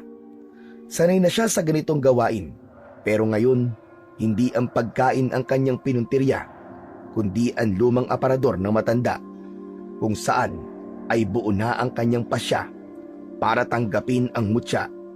Dahan-dahan niyang binuksan ang pinto ng aparador, saka nagpalinga-linga sa paligid. Nang masiguradong walang tao, ay hinalughog na niya ang gamit ng kanyang lolo. Saan kaya tinago ni Lolo Daru ang kanyang mutya? Iginala pa niya ang kanyang paningin sa loob ng aparador bago naagaw ng kanyang atensyon ang lumang itim na libro at maliit na bag na may lamang mutya. Habang ang palakol na ginamit niya kagabi ay nakatabi rin sa ilalim ng estante nito. Maingat niyang kinuha yon at dinala sa sarili niyang kwarto. Binuklat niya ang bawat pahina ng libro at tumambad sa kanya ang mga listahan ng panggagamot ng matanda, pati na ang iba't ibang epekto nito sa katawan ng tao. Ang hindi niya inaasahan ay ang malakas na pagliwanag ng mutya nang mahawakan niya ang bato. Nasilaw siya sa liwanag na nanggagaling dito, pati na sa tali ng mutya. Gumapang ang malakas na enerhiya sa buo niyang katawan, kasabay ng pagliwanag ng kanyang mga mata. Dala ng gulat ay nabitiwan niya yon, saka mabilis na dinampot at itinago sa kanyang bulsa. Sakto na may narinig siyang papalapit na yabag ng mga paa papunta sa kanyang silid. Sumilip sa nakabukas na pintuan ang nakangiting si Monsur. Diretsyong pumasok sa kanyang kwarto. Kuya, hinahanap ka ni Kapitan, nasa labas siya, kasama si Lolo. Ano bang ginagawa mo at namumuta ang labi mo? Teka, anong tinatago mo sa likod mo? Ha? Wala. Nagulat kasi ako eh. Akala ko kung sino yung kumakatok. Pasensya ka na, kuya. Pero mahalaga ang sadya sa'yo ni Kapitan eh. Tara na, kanina pa sila nagtatawag sa'yo. Hinintay na muna ni Fernan na makalabas ang kapatid bago muling itinago ang palakol at libro sa ilalim ng kanyang unan. Nang masiguradong ayos na ang kanyang mga sandata, ay mabilis siyang sumunod kay Monsur. Nakita niyang nakatayo si Kapitan sa labas ng balkonahe, habang si Lolo Daru ay tahimik lang na nakatayo sa tabi nito. Nahalata agad niya na namumutla ang labi ni Lolo Daru na parang nagpipigil sa sakit na nararamdaman. Gusto niya nang ipagtapat dito na alam na niya ang ginawa nito para sa kanya. Kaya lang ay nauunahan siya ng hiya. Sa halip ay ibinaling na lang niya ang atensyon kay Kapitan, kasama si Lucio na nakatayo sa tabi ng ama. Kapitan, kayo pala. Ano pong sadya niyo sa akin? Pasensya ka na kung kailangan ko sabihin ito. Mangyaring gusto sana naming isama ka sa pagroronda mamayang gabi. Hindi ko to kagustuhan. Kahilingan lang ito ng pamilya ng mga nasawi dahil sa pagtulong nila sa inyo. Wala na ako magagawa. Ipinagpipilitan nila na kailangan daw palitan mo ng serbisyo ang buhay na kinuha ng mga gabunan sa kanila. Tutol ako sa ganyang pasya, Kapitan. Alam naman ninyong hindi pa masyadong magaling ang mga sugat ng apo ko. Pero aminado naman kayo na kung hindi dahil sa mga tanod ko, hindi makakaligtas ang apo nyo. At ito lang ang nag-iisang kahilingan nila, ang suklian ang tulong na nagawa ng pamilya nila sa magkapatid. Hindi naman ito sa pilitan, kundi paghingi ng tulong kay Fernan. Kasi alam na niya ang mga kilos ng gabunan. Sasamahan niya kami sa lugar kung saan sila unang inatake. Saka, nakikita ko naman na malakas na ang katawan ni Fernan. Ganun po ba dapat? Kapag tumulong kailangan may kapalit? Pasensya na, pero sumusunod lang ako sa kagustuhan na mas nakararami. Kahit isang gabi o 2 gabi lang, para hindi na lumaki ang gulo. Isa pa, nagbabanta sila na kung hindi mo kami sasamahan, Fernan, mapipilitan silang palayasin kayo sa bahay na ito. Aba, hindi naman yata tama yan. Wala silang karapatang gawin yun sa amin. Nagpapasalamat kami dahil iniligtas niyo ang apo ko. Pero parang nakikinita-kinita kong gusto rin nilang mamatay si Fernan. kapalit ng buhay ng tanod mo. Hindi naman yata tama yon. Huwag po sana kayo magagalit kay Tatay, Lolo Daru. Ginagampanan lang po niyan tungkulin niya sa mga kababaryo natin. Isa pa po mag-iingat kami. Kasama po ako sa magroronda mamayang gabi. Kaya sa tingin ko naman po, ay walang ibig sabihin ng mga pamilya nang nawalan. Nalagasan ako ng mga tanod. At wala na talaga ako maisip na ibang paraan na pwedeng pumalit sa mga namatay kong kasamahan. Wala na rin pong gusto sumama sa akin. Ang gusto nilang mangyari ay magronda ang taong iniligtas ng kanilang mga namatay na pamilya. Ang totoo, kasama po sana si Monsur, pero hindi na po ako pumayag. Sige o, sasama po ako kung yun ang hinihiling nilang kapalit sa pagliligtas nila sa buhay namin magkapatid. Anong oras po tayo aalis para makapaghanda ako? Ayos, Tol. Pupuntahan kita dito. Siguro, mga 7:00 ng gabi. Nan, masyadong mapanganib yun. Huwag po kayo mag-alala, Lolo. Kasalanan ko naman po ito Dapat lang napagbayaran ko. Kung hindi po ako tumakas sa inyo, hindi po ito mangyayari. Naiintindihan ko pong nararamdaman ng kababaryo natin. Kaya wag po kayo mag-alala. Alam ko pong walang mangyayaring masama sa akin. Pagsapit ng gabi, ay wala nang nagawa sa Lolo Daru nang sumama si Fernan sa mga tanod ni Kapitan Omar. Dala nila ang sibat sa pagroronda, habang si Fernan naman ay palihim niyang dinala ang mutya, pati na ang palakol ng kanyang lolo. Kaya habang naglalakad sa daan papunta sa kakahuyan, ay hindi maiwasan ni Lucio ang hindi matawa sa kanyang itsura. Anak ng putya, pare Sa dinami-rami ng dadalhin mo sandata, bakit ang palakol pa ni Lolo Daru? Mukha kang magsisibak lang ng kahoy Mas komportable ako sa sandatang to, pare. Saka, huwag ka mag-alala. Malaki ang maitutulong ito sa atin, sigurado ako.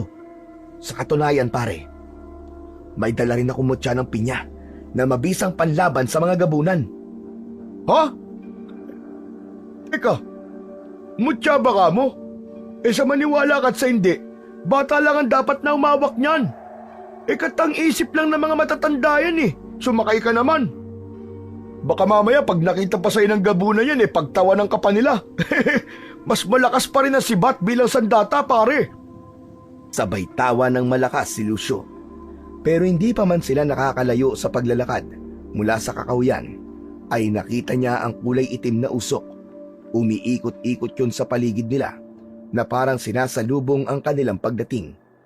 Si Fernan lang ang nakapansin sa mga usok na nagtatago sa mga puno, kaya wala pa rin kaalam-alam ang mga tanod na nasa paligid na nila ang mga gabunang usok.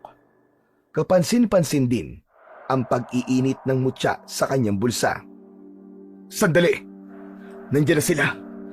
Nandiyan na ang mga gabunan sa paligid natin! Agad na kumalat ang mga tanod habang palingalinga sa paligid. Nanginginig ang mga tuhod na mahigpit ang kapit sa mga sibat. Mabilis silang nagtago sa katawan ng mga puno habang dala ang mga sulo ng kanilang kawayan. Patuloy silang nakikiramdam sa galaw ng mga dahon sa paligid. Hindi nila mapapatay ang mga gabunan kapag nasaan yung usok ito. Kaya kailangan pa nilang hintayin na lumantad ito bilang isang halimaw bago nila ito puntiryahin ng sibat. Pero hindi inaasahan ni Fernan na marami na palang mga gabunan ang nakaabang sa kanila. Para bang alam na alam ng mga ito na darating sila. Hanggang biglang may sumigaw na tanod sa kanilang tabi. Lumitaw ang nilalang na biglang sumakmal ng kagat sa balikat ng tanod. Nagkikikisay ang biktima na pilit inaabot ng sibat ang halimaw, pero malakas nitong nabuhat ang katawan ng tao at ibinalibag sa lupa. Patakbong sinunggaban ni Fernan ang halimaw at pinalo niya ng palakol. Bumaon ang talim ng kanyang sandata sa ulo ng gabunan, kasabay ang pagkalat ng liwanag sa talim ng kanyang armas. Hayop ka! Namnamin mo ngayon ang talim ng palakol ko! Sinulyapan ni Fernan ang gumagapang na tanod na sumandal sa puno habang hawak ang nasaktang balikat. Saka muli niyang binalingan ng tingin ng aswang. Lumikha ito ng masakit na paghuni sa tenga na parang angin lang galit na aso. Sa kanya tinungtungan ang katawan ng gabunan at binunot ang palakol sa ulo nito. Isang pagkakamaling binuhay niyo pa ako at napasama sa pagrorondang ito. Napaatras ng ngakbang si Fernan nang makitang pinagtutulungan ng mga halimaw na lapain ang kaawa-awang tanod. Sumugod siya sa nilalang pero hindi niya na nailigtas ang tanod. Nagawa ng mga gabunan na pagpira-pirasuhin ang katawan ng tanod. Sinamantala niya ang pagkakataon na yun para umatake sa mga halimaw. Iwinasiwas niya ang kanyang sandata pero lumalampas lang yun sa katawang usok ng mga nilalang. Inulit niya ang kanyang pag-atake hanggang siya naman ang tinamaan ng matulis nitong mga kuko sa kanyang tiyan. Napaatras siya at mula sa kanyang kinaroroonan, kitang-kita niya ang paglapa ng mga gabunan sa iba pang mga biktima. Halos pinag-aagawan ang mga lamang loob na nagtutulakan pa sa paghigop sa dugo nito. Fernan! Lumayo ka sa kanila! Ayos ka na ba? Walang epekto sa kanila ang palakol. Gamitin mo si Bat! Mas dapat lang sa kanilang palakol. Mga halimaw sila! Magbabayad kayo! Mabilis na tumakbo si Fernan papalapit sa mga gabunan, dala ang nagliliwanag na palakol. Sumugod na rin si Lucio at pinagtulungan nilang puksain ang usok na walang tigil sa pagpapalit ng anyo para lang makaligtas sa kanilang mga pag-atake. Pagkalipas ng ilang segundo ay bigla rin na mag-aanyong gabunan. Para bang pinaglalaruan sila, kaya nahirapan ang mga tanod na mapatay ang mga ito. Biglang lumitaw sa kanilang harapan ang nakakatakot na nilalang habang nakangisi. Humahakbang ang mga paa papalapit sa kanilang kinaroroonan. Mabilis niyang itinutok ang hawak niyang palakol pasalubong sa gabunang usok. Napansin niyang kusang iniiwas ng kaibigan niya ang talim ng sibat sa katawan ng mga gabunang sumusugod sa kanila. Mabuti na lang at palagi siyang nakahandang umatake, kaya nagagawa niyang patamaan ito sa leeg gamit ang palakol. Lumipad sa ere ang naputol na ulo ng gabunan na bumagsak sa damuhan malapit sa nakatayong si Kapitan Omar. Magmula pa kanina ay hindi niya ito nakitang nakipaglaban sa mga aswang. Pinapanood lang nito ang mga tanod na unti-unting inuubos ng mga gabunan. Ayos ka na ba, pare? Halika! Kumapit ka sa kamay ko! Tinanggap ni Fernan ang kamay ng kaibigan, saka inalalayan siyang tumayo.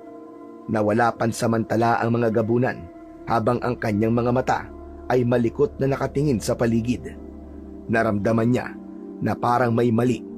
Bumundol ang kaba sa kanyang dibdib nang maramdaman ang mainit na mutya sa kanyang bulsa.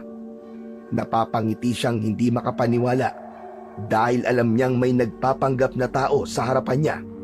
Isang gabunan na sinusubukan siyang hulihin pero kailangan niyang magkunwaring walang alam. Ano nangyari? Nasaktan ba kayo? Ayos lang po kami, Tay. Hindi kami nasaktan. Doon ko po nakita ang usok, papunta sa kakauyan. Sa palagay ko po natakot sila sa pagdating ni Lucio. Teka, Kapitan, nakailang gabunan na po ba kayo? Ang husay nyo, wala kayong katulad. Saka isang ulirang kapitan na totoong gumaganap sa tungkulin. Anong ibig mong sabihin?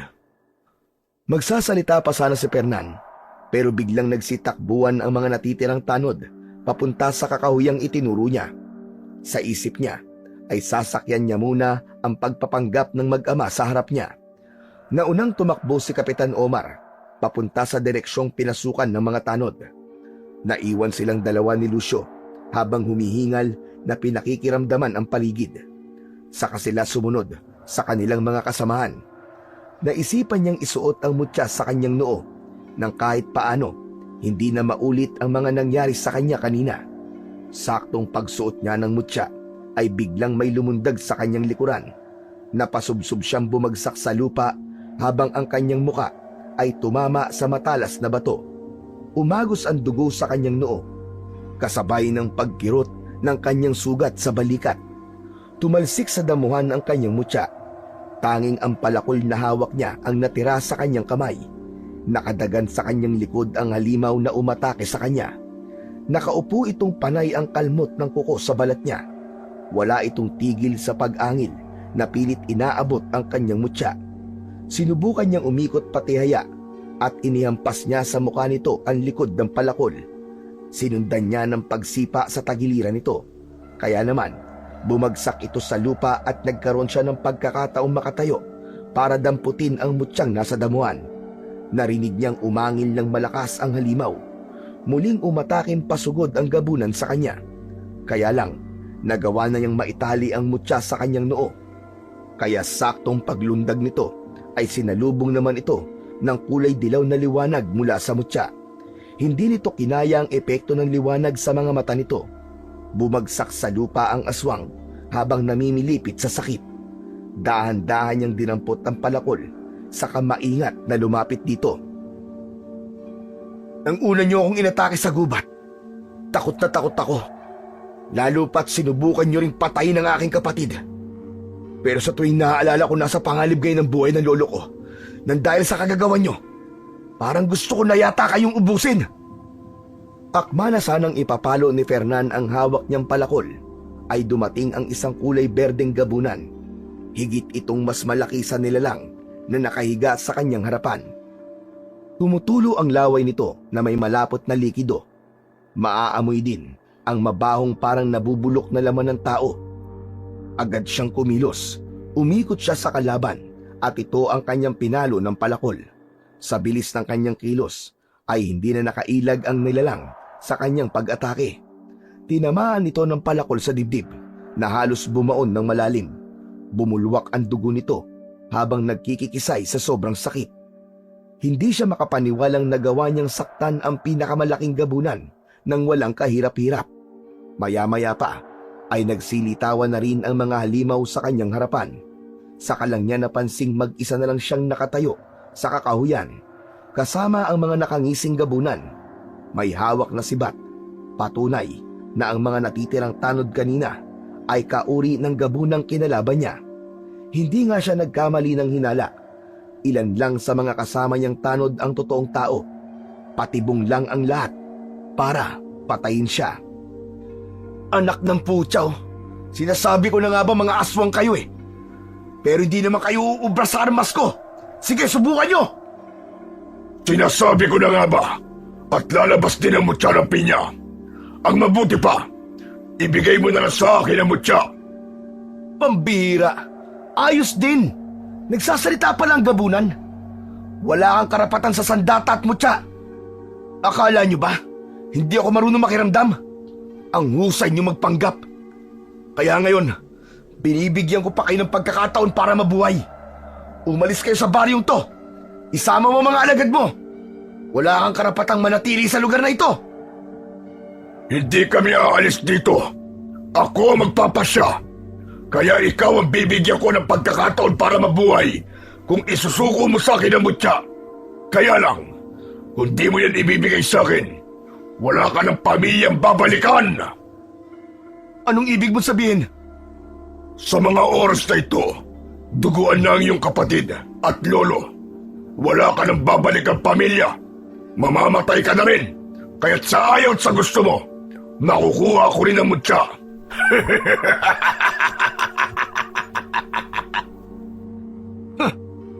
Nagpapatawa ka ba? Akala niyo ba mauuto niyo pa ako ngayon? Pwes manigas ka! Alam ko makakaligtas si na Lolo at Monsor. Kaya simulan mo na magdasal! Mamamatay rin sila. Kasama ka. Isusunod kita sa mga magulang mong pinatay ko.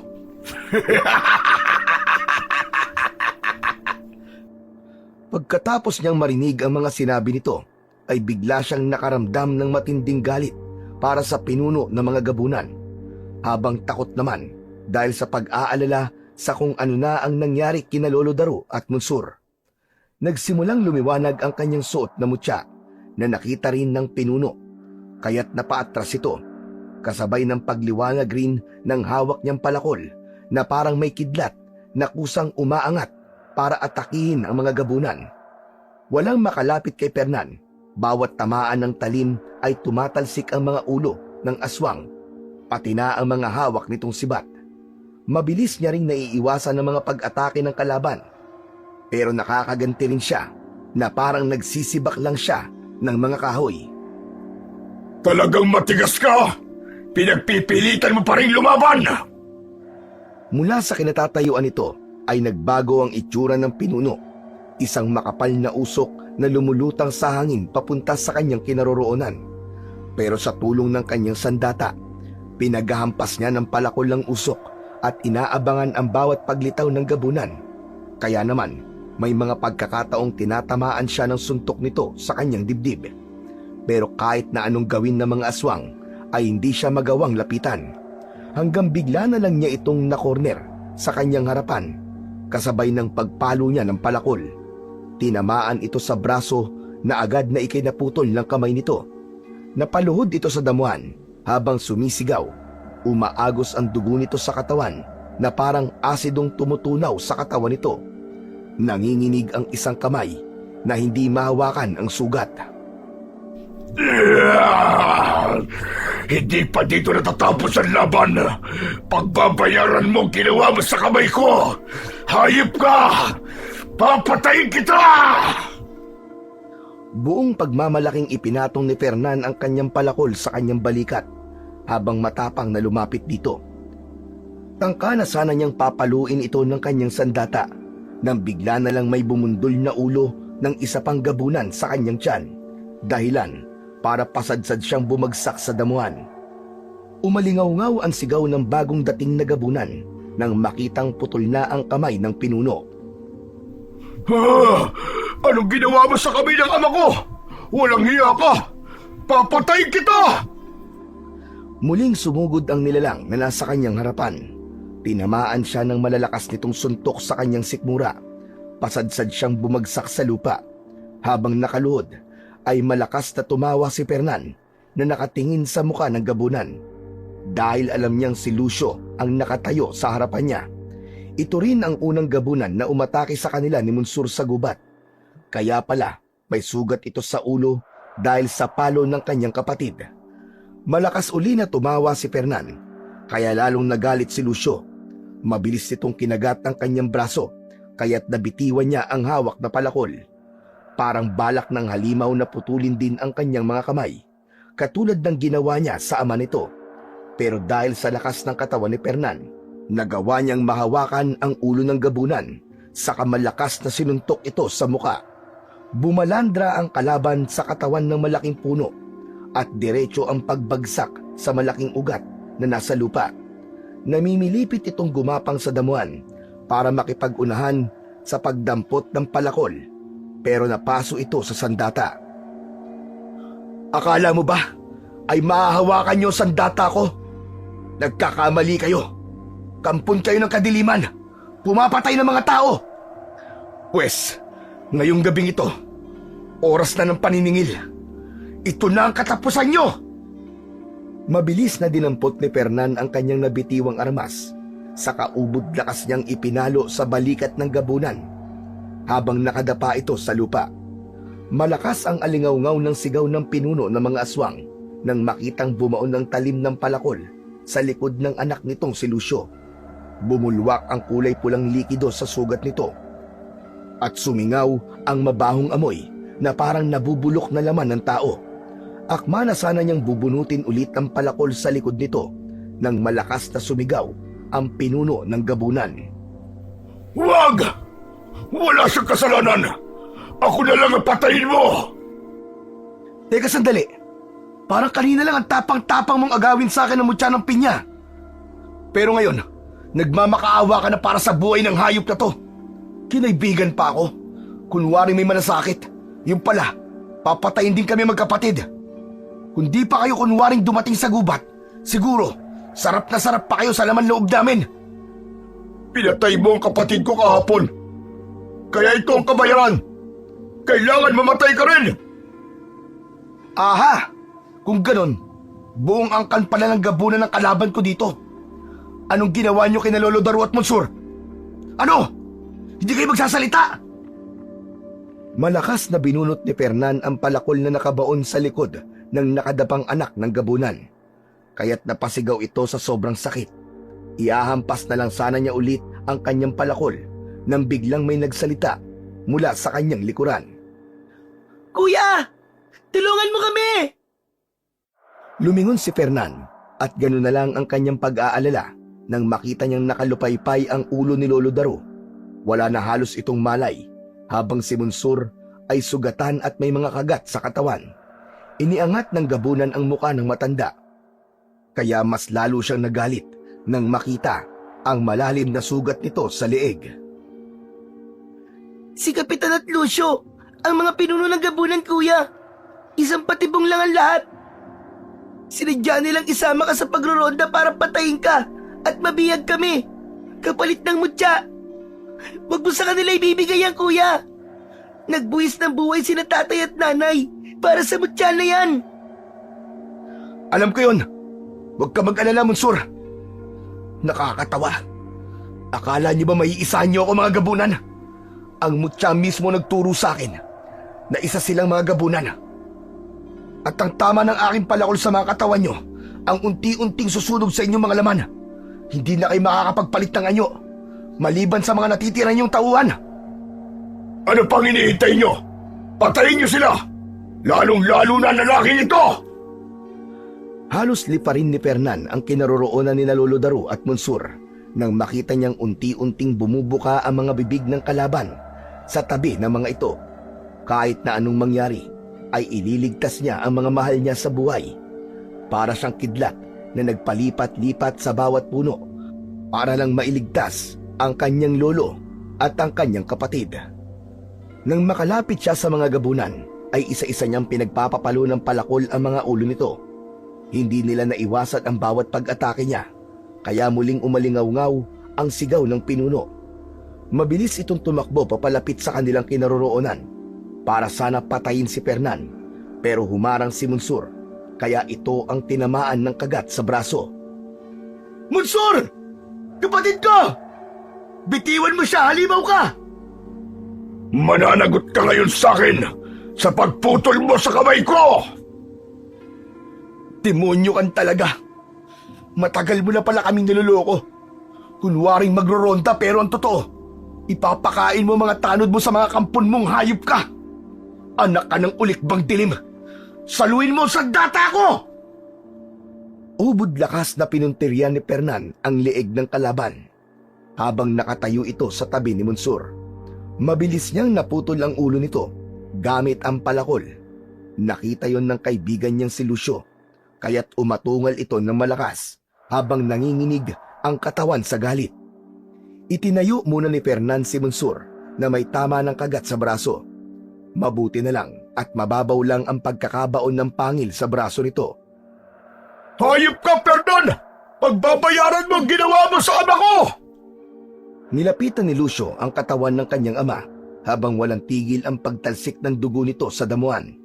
Galit na galit itong tumakbo pasugod sa kanilang kinaroroonan na kahit iniinda ang mga sugat ay inatake pa rin nito ang naghihintay na si Fernan. Buong tapang na sinalubong naman ni Fernan ang pagsugod ni Lucio gamit ang hawak niyang palakol. Pinatamaan niya ang leeg nito. Tumalsik ang ulo ng kaibigan niya sa damuhang kinabagsakan ng ulo ng ama nito. Nagkikisay na parang naging asido ang sarili nitong dugo na lumusaw sa sarili nitong katawan. Ito ang epekto ng liwanag na nagmumula sa mutya ng pinya. Sa kanya hinarap ang mga alagad nitong mga nagsisipagtakbuhan na papatakas. Takot na takot sila kay Fernan na nagliliwanag ang mata. Hinabol niya ang mga ito hanggang sa kakawyan at isa-isang pinagtatatagpas ang mga leeg. Biglang tumahimik ang paligid. Wala nang bakas ng mga gabunan. Mga hayop kayo! Mga demonyo! Magsama-sama kayo ngayon sa impyerno! Ibinaba ni Fernan ang hawak niyang palakol, saka lumapit kay Lolo Daro, nakandong ng kanyang kapatid sa hita. Lo, magsalita ka! Lo, niloloko niyo na naman ba ako? Kuya, hindi po nagloloko si Lolo ngayon. Totoo pong nangihina ng katawan niya dahil po sa kamandag ng gabunan. Alam ko, dahil narinig ko kayo nag-uusap. Alalahin mo si Lolo, iuuwi na natin siya. Kaya mo bang maglakad, Monsur? Opo, kuya. Saka, ako na po magdadala sa palakol. Nang tuluyang makasampa si Lolo Daro sa likod ni Fernan, ay binaybay na nila ang kagubatan papunta sa kanilang bahay. Sa isip niya ay naipaghiganti niya na ang pagkamatay ng kanyang mga magulang. Nailigtas pa niya ang mga taga-baryo laban sa mga halimaw na gabo ng usok. Pagkalipas ng ilang minuto ay narating nila ang kanilang bahay. Kitang-kita niyang nawasak ang kanilang maliit na kubo at naghihintay na ang mga taong bayan. Nagtulong-tulong sila na maitayong muli ang kanilang bahay, kaya nagtatakang napatingin si Fernan sa muka ng kanyang kapatid. Sila po nagsabing aswang si Kapitan dahil sa nag-iisang nakaligtas na nagroronda sa gubat. Kaya lang po, bigla po kami sinalakay ng mga tauhan nila. Kaya nalaman namin nasa panganib ka, kuya. Pero na makita ni Lolo na wala na ang mutya pati ang palakol, natuwa po siya bigla. Pumasok sila sa silid ni Lolo Daro, saka inihiga sa katre ang matanda. Naalala niya na ang katas ng luya na madalas na ipinapainom sa kanya ni Lolo Daro ang mabisang gamot sa lason. Kaya't gumawa kaagad siya ng gamot para sa matanda. Habang wala pa ring malay si Lolo Daro, ay hindi rin umalis si Fernan sa tabi nito. Hawak ang kamay ng matanda. Napakaswerte ko pala na magkaroon ako ng mabuting lolo na kagaya nyo. Wala siyang ibang inisip, kuya, kundi ikaw. Kaya lang mas nangingibabaw ang pagmamahal ni Lolo sa akin dahil magmula ng bata pa ako ay naging sakitin na ako at madalas mawalan ng malay dahil sa mahina po ang aking baga. Kaya kuya, pasensya ka na ha, kung naging sakitin ako. Ako ang dapat na humingi ng pasensya. Sobrang mababaw ang dahilan ko para lang magalit sa'yo. Inabukasan ay nagising na si Lolo Daro. Nawala na rin ang iniinda nitong lason ng kagat ng gabunan. Pati na ang malalim na sugat nito sa leeg ay gumaling na rin dahil sa luya. Lolo, humigo po muna kayo na mainit sa sabaw ng talbos ng kamote. Makakatulong po ito para bumalik po ang lakas nyo. Nasa langit na ba ako? Bakit parang may anghel sa tabi ko? Ang ganda naman ng araw na ito. Opo, Lolo, mabait na po talaga si kuya. Alam na po niya ang lahat, kaya bumangon na po kayo. Palatandaan na ba ito ng katahimikan sa inyong dalawang magkapatid? Pangako po, Lolo, hindi na po kami mag-aaway. Saka wag na rin po kayo mag-alala sa mutya. Buong puso ko po itong tinatanggap. Malakas na napatawa si Lolo Daro dahil sa matinding tuwa. Napayakap pa ito sa kanilang magkapatid. Isa lang ang napatunayan ni Fernan sa lahat ng mga nangyari, na ang magkapatid ay dapat nagmamahalan at nag-iintindihan sa isa't isa. Dahil kapag dumating ang araw na kailangan nila ng tulong, kapatid pa rin ang kanilang malalapitan. Bagamat hindi lahat ng kapatid ay mabuti, pero kung pagmamahal ang itatanim sa inyong mga kapatid, ay pagmamahal din ang siyamong aanihin pagdating ng araw. Magmula ng araw na yon, ay tuluyang naburaan tungkol sa mga gabo ng usok, kaya bihira rin ang nakakaalala tungkol sa mga nilalang na yon.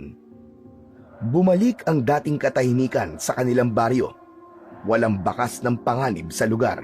Hanggang ngayon ay hindi na sinabi sa publiko ang totoong nangyari sa mga gabo ng usok na pumatay ng mahigit 50 mga tanod. Tuluyan ng ibinaon sa limot at hindi na muling narinig pa ang kilabot na naging dulot nila sa baryong yon.